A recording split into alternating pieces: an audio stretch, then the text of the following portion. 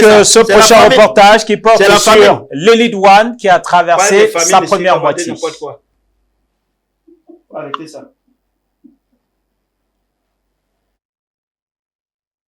The second phase of Cameroon elite season started on a bright note for Anglo-Saxon clubs over the weekend in both the MTN Elite 1 and 2 championship. 5 out of 6 Anglo-Saxon clubs got a victory in their first games of the second quarter of the season, with only Young Sport Academy of Bamenda falling behind after losing to Stade Ronaldo Melong by 2-1 in the MTN Elite 1 championship. PWD of Bamenda ended their run of 8 games without a win in this season's Elite 1 campaign, defeating the almighty Cotton Sport of Garoua on home soil by 2-0, thanks to goals from Junior Jakba and Imbifortu Blaze, who assisted for the first goal. Defending champions Victoria United, who have been inconsistent this season, got a well-deserved win over Aigle Royal of Mongo by 1-0, thanks to their last season top scorer, Inji Richmond, at the Centenary Stadium in Limbe. In the Elite 2, the University of Bamenda Stadium experienced Bavming United edge over Eding Sport of Lekie by 1-0 to take them second in Pool A standings, 1 point behind Southwest Side Isosa of Limbe, who whitewashed Tonnerre Kalara Club of Yaoundé by 3-0 at Dotiko Green Township Stadium.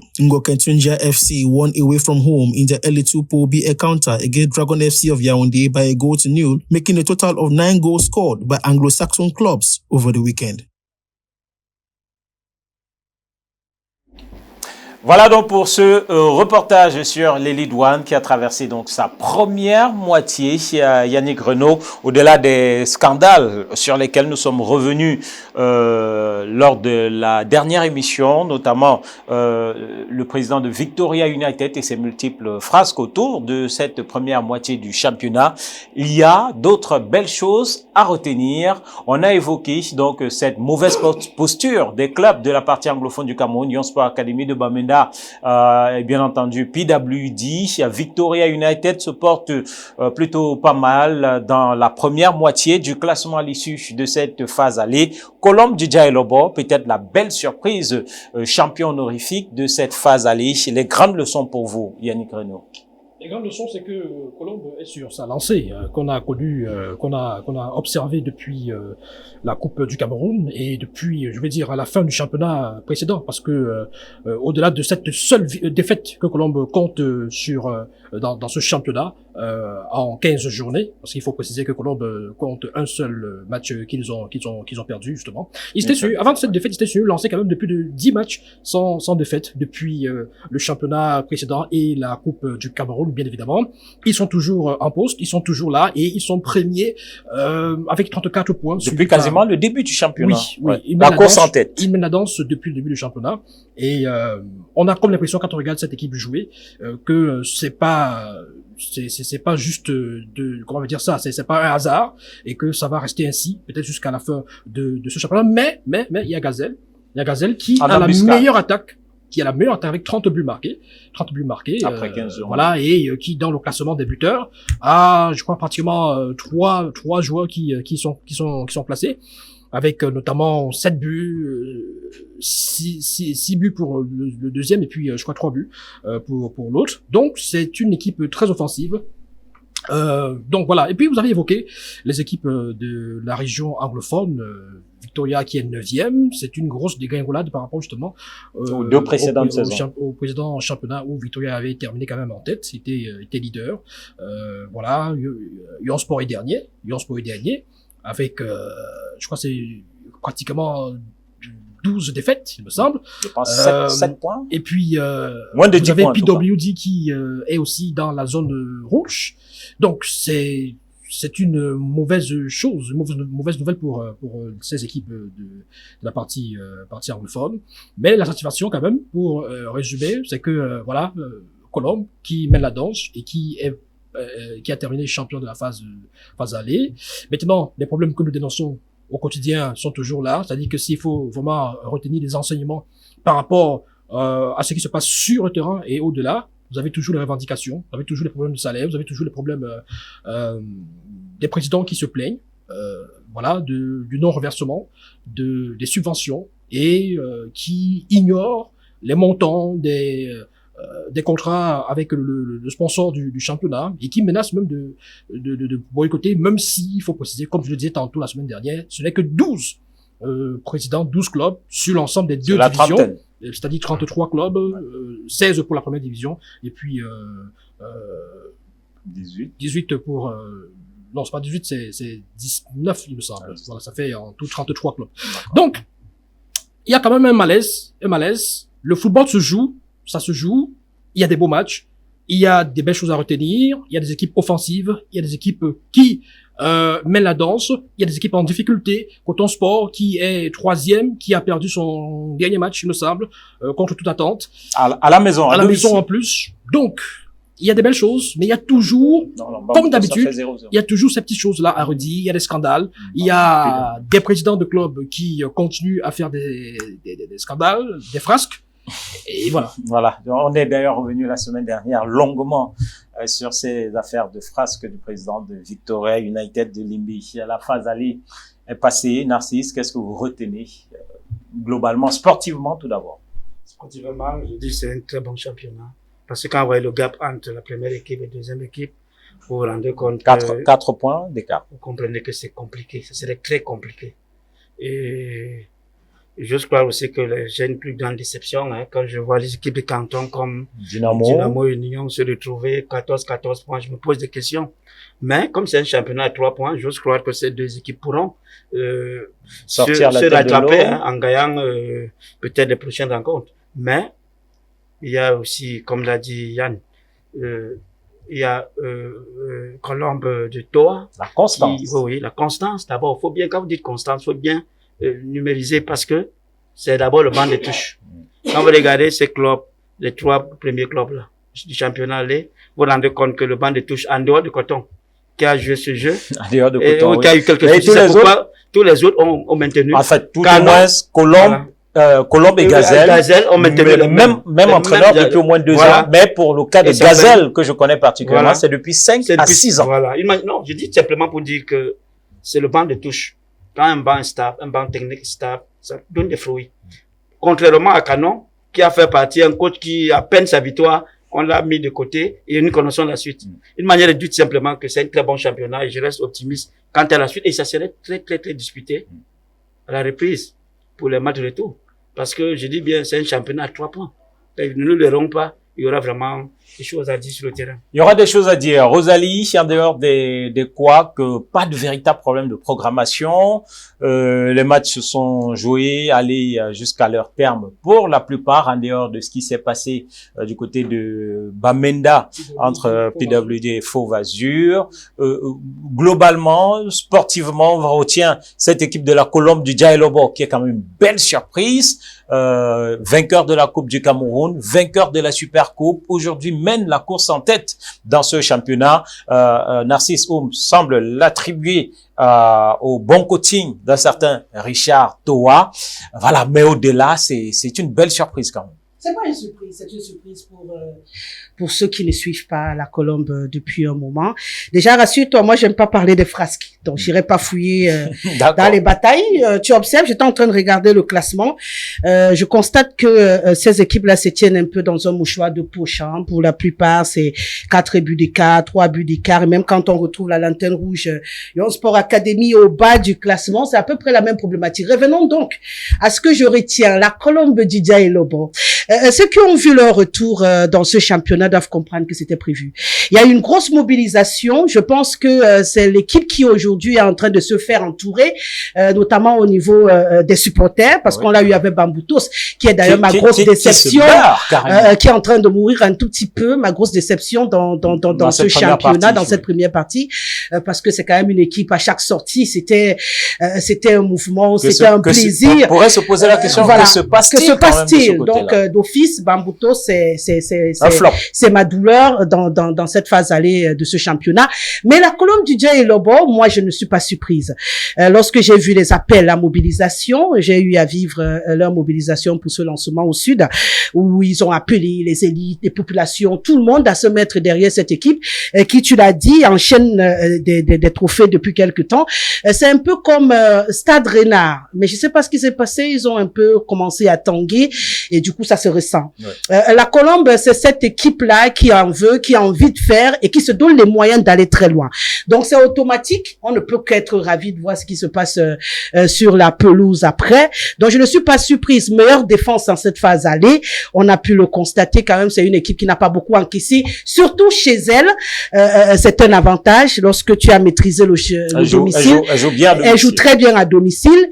Elle s'en sort très bien. Aussi bien. Oui, bon, j'ai dit ce qui lui fait sa force, c'est qu'elle n'encaisse pas beaucoup. Ouais. Donc, si je regarde bien, sauf si je me trompe, c'est la meilleure défense de la phase aller. Voilà. Donc, automatiquement, on peut se dire quand tu n'encaisses pas. Ça veut dire moins d'un but par match, carrément. Oui, justement en termes de statistiques. Donc 0,5 par là. Voilà. Donc, c'est pour dire que c'est une équipe avec laquelle il faudra compter pour la phase retour. Je ne m'inquiète pas. Mais avec Gazelle, vous l'avez dit tout à l'heure, qui est pour certains la grosse révélation, on s'attendait à voir. Non, pas forcément. J'ai dit du côté de Garoua, on a été habitué à voir Coton Sport de Garoua au devant de la scène être l'équipe de Garoua qui menait la danse. Mais là, on a Gazelle qui a décidé de dicter sa loi et ça fait plaisir. Meilleure attaque également, sauf si je me trompe. Dans ce championnat, vous savez, je ne suis plus les matchs avec la même vitesse. 30 buts. Donc, moyenne de 2 buts par match. Avec justement une force aussi en externe. C'est ça qui est incroyable. Deuxième équipe dans le classement, ils sont forts à l'extérieur. On a la première équipe qui est forte chez elle.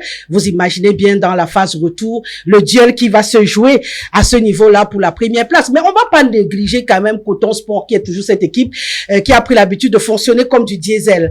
C'est-à-dire on va tout doucement et parfois à la ligne droite, puis tu entends champion du Camo. Tout est possible. Rosalie n'empêche que, parlant de Coton, Coton nous a habitués sur les 10 dernières années quand même à ne pas avoir de véritable adversité. Champion honorifique de la phase aller, c'était quelque chose de systématique, d'automatique. Mais quand même, depuis 2 saisons, ce n'est plus forcément le si cas. tu regardes les Lions indomptables, tu devrais pas être surpris. Habitué les Camerounais à des victoires et puis on traverse une période sombre. Ça arrive à toutes les meilleures équipes du monde. Je pense que dès qu'on décide de faire des renouvellements d'effectifs et tout, on va d'abord traverser une période difficile avant de se remettre debout. Donc, on ne peut pas donner la peau du lion comme ça. On va se dire, bon, Coton Sport, ça va être un peu l'équipe qui est tapée dans l'ombre, qui peut créer la surprise.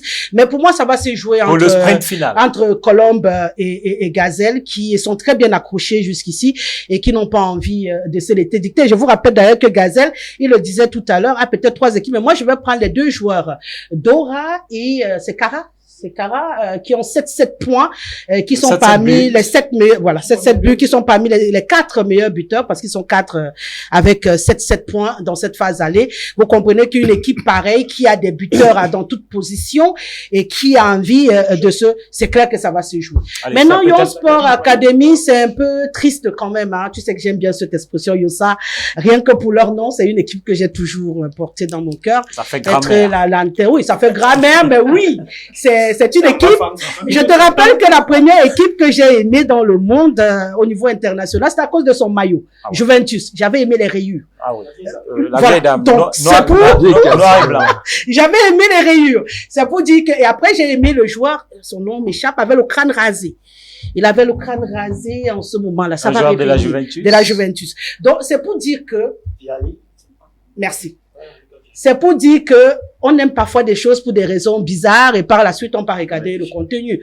Yon Sport Academy, j'ai aimé le nom au départ et puis je les ai regardés évoluer. Je suis un peu triste quand même qu'ils se retrouvent au bas du classement. Je vais pas rêver de les voir remonter, ça va être très compliqué. Malheureusement depuis 3-4 saisons, ça va pas très bien. Donc du coup, je vais pas rêver avec eux. Je vais me dire que qu'ils évitent simplement la relégation. Ce serait déjà ça. Ce qui va d'ailleurs être assez compliqué. Allez.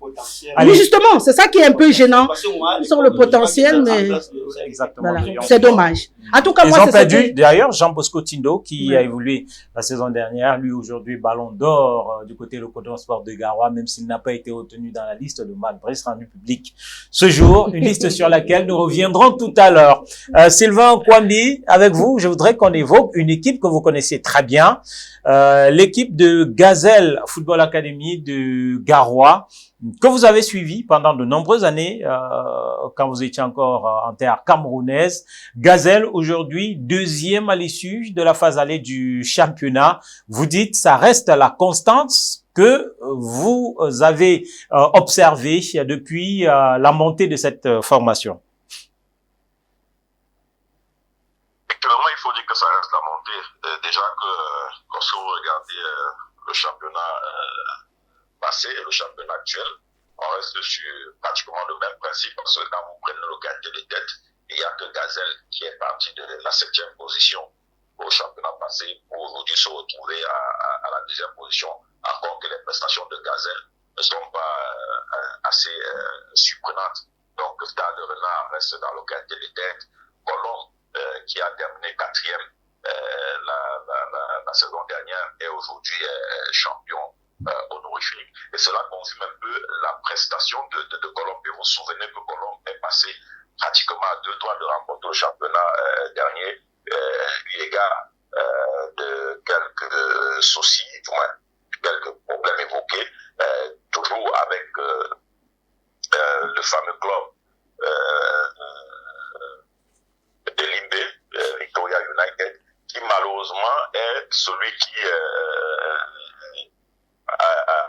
enregistre les mauvais points pour cette phase aller. Et je voudrais quand même observer, quand je vous parlais tout à l'heure des inquiétudes, ne soyons pas surpris que maintenant que l'élection, l'Assemblée générale élective de la CAF est passée, on observe un regain ou alors un rebond de cette équipe. Donc il faudrait être très attentif à la phase retour sur ces détails-là et surtout sur la question d'arbitrage qui ne cesse davantage de cristalliser les attentions avec tout ce qu'on évoque. Donc de manière générale, on reste dans un championnat où on prend les mêmes. Moi, on recommence. Tout à l'heure, je comprenais la nostalgie de Rosalie sur les équipes comme Mamoutos, mais Mamoutos n'est que l'ombre de lui-même depuis pratiquement 3-4 saisons maintenant, et ce n'est pas la saison dernière qu'elle a su faire mieux. Encore moins l'Union de Douala, ou tout au moins les clubs mythiques qui ont eu l'habitude pendant un certain temps d'animer sérieusement ce championnat. Donc, de manière générale, on ne peut véritablement pas apprécier une certaine évolution sur le plan sportif de ce championnat quand on reste sur pratiquement le même schéma de la saison dernière, à l'exception justement de Gazelle. Parce que lorsque vous prenez Stade Rennais 4e, Stade Rennais était dans le quintet de tête à la fin du championnat la saison dernière. Auton Sport était dans le quintet de tête. Colombe était dans le quintet de tête, à l'exception de Lyon Sport, qui malheureusement aujourd'hui est à la dernière position, et justement bousculé par des habitudes, par Gazelle, qui profite à Astre d'intégrer le quintet de tête à la tête de cette phase allée. Donc c'est pour dire que de manière générale, il n'y a pas une évolution. Oui, on regarde beaucoup plus aujourd'hui l'exploit, malheureusement. Je ne sais pas pourquoi est-ce que Richard Toa n'a pas été meilleur entraîneur au regard de la transformation quand même qu'il a apportée dans cette équipe de Colombe qui, en début de saison dernière, a connu une très mauvaise passe et a été contraint de changer un peu ses stratégies en intégrant justement avec l'arrivée justement de Richard Toa qui a redynamisé cette équipe et lui donné le visage qu'il a aujourd'hui. Donc, voilà. De manière générale, il n'y a pas grand-chose à dire sur le plan sportif, si ce n'est féliciter Gazelle qui reste justement sur une certaine constance depuis son accession en Élite 2 jusqu'à son accession en Élite 1. Donc voilà, de manière globale, ce qu'on peut dire qu'Odon reste égal à lui-même. Et puis, la seule observation qu'il faudra faire, et sur ce il faudra être vigilant, c'est un éventuel rebond de Victoria United une fois que cette élection aujourd'hui de la CAF est derrière nous. Allez, la sonnette d'alarme que tire Sylvain, on va observer donc et constater que la constance sur les bancs de touche est aussi finalement une solution. Cette pérennité apporte des résultats. Alioum Kada sur le banc de Gazelle depuis près de 6 saisons, 5 ou 6 saisons déjà, et Richard Toa qui va traverser sa 3e saison sur le banc de touche de Colombe du Djailobo. La constance sur le banc de touche, une solution, Luther? Mais c'est même la première des solutions sur le plan sportif. Déjà, je voudrais me réjouir de cet aspect. Vous voyez que là, on parle football. Malheureusement, au Cameroun, sur les plateaux d'émissions sportives, on fait du Congo, on parle pas football. Mais là, je suis très content de la prestation, même de l'analyse de Sylvain, parce qu'à partir du moment où on parle foot, il est un peu plus cohérent. Mais quand on parle des ragots, permettez-moi, c'est mon temps de parole. Oui. Donc, je attention à allumer. Voilà. Je voudrais vous dire merci pour cette qualité, les panélistes qui ont fait des analyses sportives. Et comme je le dis et je maintiens, il faudrait qu'au Cameroun, qu'on revienne à parler football. On parle des stades, on fait la promotion des joueurs. Tout à l'heure, on a les stades. On voit quand même une équipe de Colombe qui n'a que 8 buts encaissés en 15 journées. Je vous dis, même du côté du Real Madrid et comme ça, on n'a pas les mêmes stats sur le plan défensif. C'est une moyenne quasiment de 55. Non, 0,55. Et je vous dis qu'avec ça, vous avez toutes les chances d'être champion. Il n'y a pas de magie en football. Donc moi, je souhaiterais que les Camerounais qui nous écoutent, qui envoient souvent la SMS pour demander aux savants sachants qui font des émissions pour nous embrouiller, que les émissions de foot, c'est pour parler du football. C'est pour parler du ballon. C'est pour parler du management sportif. C'est ça qui donne d'abord les résultats. Que les gens ne nous fassent pas croire que c'est du hasard, c'est du Congo, ça, c'est l'image. Non. Vraiment, je vous dis merci et surtout la sortie des différents panélistes là-dessus. Parce que c'est ça le foot. Et maintenant, vous avez parlé de la stabilité sur le banc de touche. Moi, je vais prendre comme ça parce que malheureusement, le miroir chez nous, c'est l'Europe. C'est-à-dire, vous prenez à tête à Arsenal, on voit. Parce qu'il est là depuis. Vous prenez Manchester qui a changé les coachs tous les jours, on voit. Vous prenez l'Olympique de Marseille qui a 7 coachs en 3 ans, on voit. Chaque fois qu'une équipe atteint la stabilité sur le banc de touche, à un moment, on trouve la solution. Luis Enrique avait Paris, alors qu'avec les Qataris, on a mis autant de... Mais chaque année, on changeait d'entraîneur et on n'allait pas très loin. Donc, ce que je voulais dire, c'est quoi? Pour bâtir une grande équipe, c'est pas sorcier. Tout a déjà été dit. Il faut trouver la solution à l'équation, c'est-à-dire assembler un certain nombre de choses. La qualité du recrutement, la stabilité du banc de touche, la stabilité financière, c'est-à-dire que les présidents de club doivent jouer leur rôle. Si vous ne pouvez pas vous laisser, on veut pas savoir où ça sort, mais on veut que vous ayez. C'est ça le foot, vous faites autre chose. Vous faites donc autant vous devez être entraîneur, vous devez passer vos diplômes, autant vous devez être président de club, vous n'allez pas attendre. Et moi je vais profiter pour dénoncer la manne de l'État. On parle de 560 millions, mais c'est ridicule. C'est pour l'élite du Cameroun. Et vous attendez, un président de club doit être capable d'avoir lui seul cette manne parce que c'est son club. Parce que s'il vend un joueur, il va vendre un joueur à 1 million d'euros et il va pas remettre cet argent à l'État du Cameroun. Alors l'État du Cameroun apporte un accompagnement. Et quand je vois autour de 560 millions, toute cette bataille, des gens qui sortent des présidents de clubs pour dire comment on doit faire. Non, ils ont raison parce qu'ils doivent être accompagnés. Mais d'abord, leur devoir, c'est d'avoir leurs moyens. Les clubs qui ont les moyens, c'est bien. Les clubs qui parviennent à avoir la stabilité sur le banc de touche, c'est bien. Les clubs, vous parlez tout à l'heure de Tindo. Aujourd'hui, on voit où l'équipe se trouve. C'est vrai qu'aujourd'hui, on voudrait un peu sortir de ce modèle de la star dépendance. Parce que quand vous avez un seul joueur qui porte l'équipe, soit il est blessé, soit il est parti et puis l'équipe descend. C'est ce qui va malheureusement peut-être arriver. Mais je pense que on a brossé ici les facteurs de la performance. Les facteurs de la performance, c'est ça. C'est la stabilité sur le banc de tous, c'est les présents. Parce que si vous regardez les clubs au Cameroun, aujourd'hui, il y a un club qui brille, demain, il n'existe pas. Vous avez constaté que le président n'a plus les moyens. Vous avez constaté que son business ne marche pas. Le cas de Bambou. Malheureusement, son business ne marche pas. On a vu, vous l'appelez, il décoche pas. Dynamo avec son retour fracassant. C'est ce que je suis en train de dire. Canon de Yaoundé avec son Pacomis Bar. On a connu des clubs à un moment avec le président Fethieu. C'était tout feu, tout flamme. Et aujourd'hui, quand vous rencontrez le président Fethieu, c'est plus la même personne. Voilà, quelqu'un qui a beaucoup aidé les gens. Mais parfois, on peut être en difficulté et ça réjaillit sur le club. Alors, il faudrait pas chercher à accuser les gens. C'est une entreprise personnelle ou privée. Si vous décidez que ce soit privé, soit vous la transformez en entreprise et vous mettez les gens pour vous aider. Allez, si on parle de toute autre chose, on évoque les Lions U17 qui ont eu très belle prestation face à l'Égypte dans le cadre des éliminatoires de la prochaine Coupe du Monde. Ce reportage à suivre revient donc sur cette belle performance. Un pied déjà en avant pour la qualification. Let's follow this report.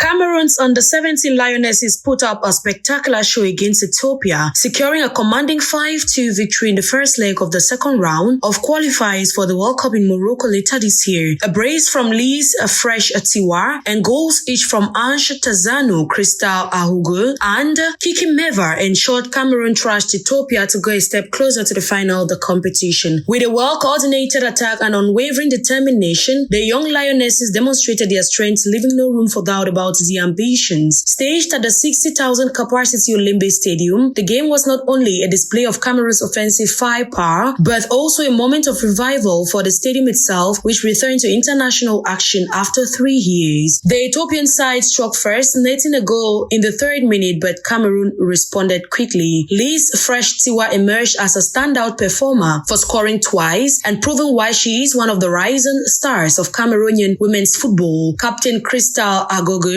added to the tally in the 28th minute, leading by example, while Kiki Meva's breathtaking bicycle kick left fans in awe and marked a triumphant return to the squad. This impressive performance not only boosts Cameroon's confidence ahead of the return leg in Addis Ababa, but also signals the emergence of a new generation of talent ready to make its mark on the international stage. The Lionesses have set the throne. All eyes now turn to next Saturday, where they will look to seal their place in the next round of qualifiers.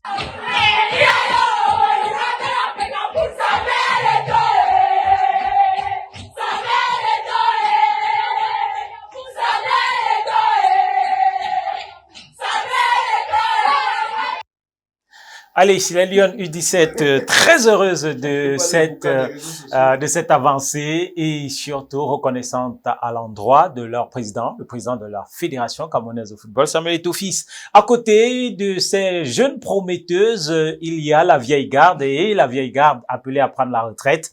On évoque Estelle Johnson, défenseur des Lions indomptables du Cameroun, qui a décidé de prendre sa retraite internationale. Voici le reportage.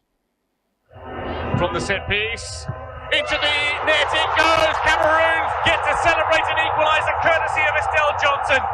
The camp of the indomitable Lionesses of Cameroon have suffered a major blow as defender Estelle Johnson announced her retirement from international football over the weekend. The 36-year-old, who has been a key player in the heart of the defense of the Lionesses since making her debut in 2019, revealed her decision to step down via her social media handle. She expressed her heartfelt gratitude to the Cameroonian people, her teammates and coaches in her farewell message. She shared how representing Cameroon has uplifted her career and how the love and support she has received from fans over the years has brought her joy. She made her international debut for the indomitable Lionesses under coach Alain Djumfa in the team's friendly loss to Spain, as she was named in the final list to represent Cameroon at the 2019 FIFA Women's World Cup in France. She made 5 appearances for the indomitable Lionesses, scoring 1 goal.